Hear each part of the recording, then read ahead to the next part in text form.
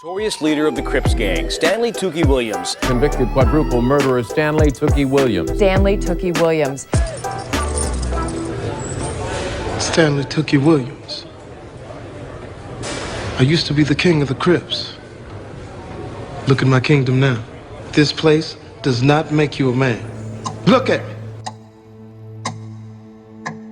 In the stillness of a prison cell, a Nobel Peace Prize nominee waited for his last hours to pass. Stanley Tookie Williams, once a feared leader and pivotal figure in the formation of the Crips gang, now found his name alongside Desmond Tutu, the Dalai Lama, and Mother Teresa. He had spent years behind bars, turning his life around, writing books for kids, and speaking out against gang violence. But on this day, as midnight approached, even the hope he inspired couldn't change what was coming next. It was 1979 when Williams, high on PCP and with 3 friends, went on a violent spree. At a 7-Eleven, he forced 26-year-old Albert Owens to his knees and shot him in the back, later mocking the noises Owens made as he died. Just days later, Williams struck again, taking the lives of an immigrant Chinese couple and their 41-year-old daughter while stealing less than $100 cash in a brutal motel robbery. Now, after years on death row, Williams' time had finally run out. The morning started like any other, oatmeal and milk for breakfast. On death row, there's no special treatment. Your last day is like any other, just as death treats everyone the same. At around 1, his legal team pressed forward, presenting every piece of evidence they could to sway the decision, underscoring Stanley Williams' efforts to deter young people from gang life.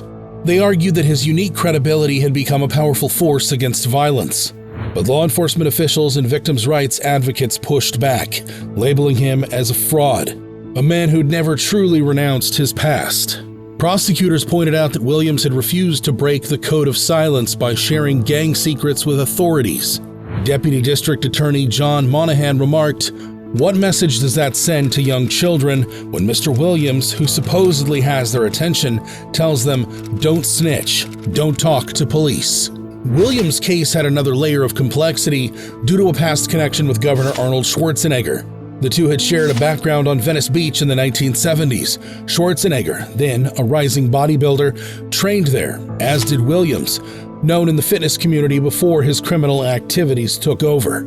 According to Williams' biography, Schwarzenegger had once complimented him on his physique, even offering posing advice.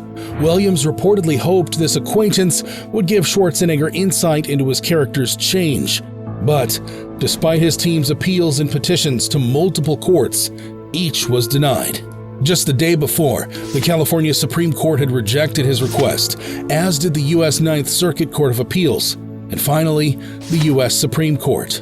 Throughout these last attempts, Williams maintained his innocence in the 1979 murders that led to his conviction. He had become an outspoken advocate against gang violence, authoring books like Tookie's New Year's Resolution and Gangs and How to Avoid Them, and founding the Tookie Williams Foundation to help youth avoid gang involvement. Prominent supporters, including Jamie Foxx, who portrayed him in the movie Redemption, Snoop Dogg, and Danny Glover, rallied to his cause. In a final bid, Williams' lawyers presented statements from 3 new witnesses who might exonerate him. Nonetheless, Schwarzenegger ultimately denied clemency, suggesting any past connections were irrelevant. As the day continued, Stanley Williams met with his lawyers and 6 visitors.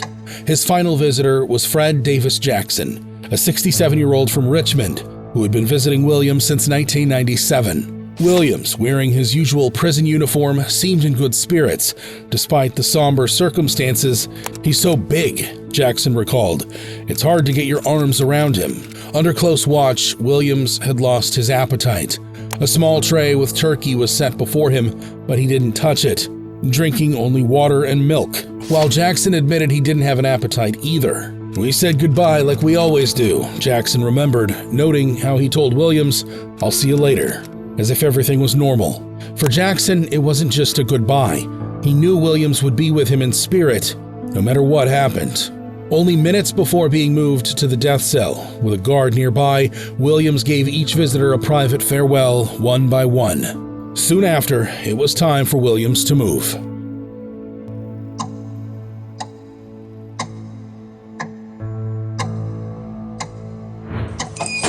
Mr. Williams, ready to move? By 6 p.m., Stanley Williams was strip-searched, given a fresh set of clothes, and moved to a 45-square-foot death cell just steps from the death chamber, where a sergeant and 2 officers watched him closely. He spent the evening reading some of the 50 letters he'd received that day, from places as far as Italy and Israel, many from children who wrote that they were praying for him. A prison chaplain was available if he sought counsel, but Williams did not reach out. He also declined a sedative offered before the execution, though he once said he didn't want anyone he knew to witness what he called the sick and perverted spectacle of his death. He later asked for 5 witnesses to attend. Meanwhile, the execution team began final preparations nearby, setting up needles, tubes, and chemicals in the prison's former gas chamber, now converted for lethal injections. Outside the prison gates, about 2,000 protesters gathered, hoping for a last-minute reprieve for Stanley Williams. Among them were celebrities, activists, and anti-death penalty advocates, all pleading for his life to be spared, yelling, "Tookie must live. Tookie doesn't deserve to die."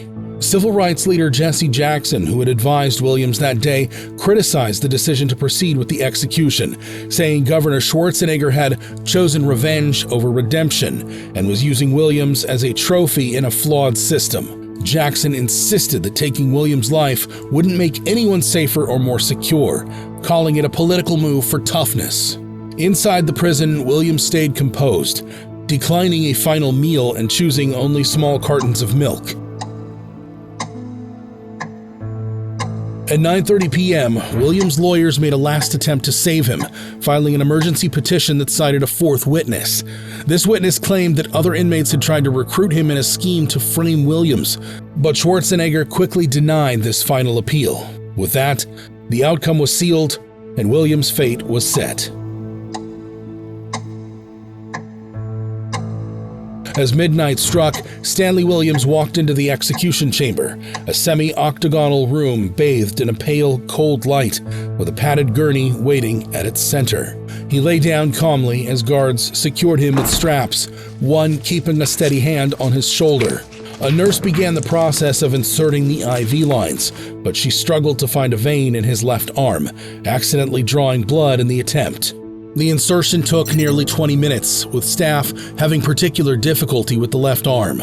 During the preparation, witness Crystal Carrion from the Sacramento Bee described Williams as appearing restless. At one point, he asked, "You doing that right?" as staff continued to search for a vein. He looked toward his loved ones, 5 of whom were present, and mouthed something, though his words were inaudible to journalists. At 12:21 a.m., the first drug, 5 grams of sodium pentothal to render him unconscious, flowed into his veins. It was soon followed by 50 cc's of pancuronium bromide to halt his breathing and 50 cc's of potassium chloride to stop his heart. Shortly afterward, he lay still, with the room full of witnesses silently watching his unmoving body. 3 of his supporters, including Barbara Becknell, a former Los Angeles Times reporter, cried out in anguish. The state of California just killed an innocent man. Hence, the final announcement was made. The unofficial time of death for condemned inmate Stanley Williams is 12:35 p.m. We will have an official time of death when the warden arrives to give a brief statement. He had no last words. Stanley Tookie Williams' execution raises tough questions about justice, redemption, and the death penalty. Was he truly redeemed, or did his past define him? What's your take? Did he deserve redemption or justice? Don't forget to like and attack that subscribe button to be part of the fastest growing crime community around.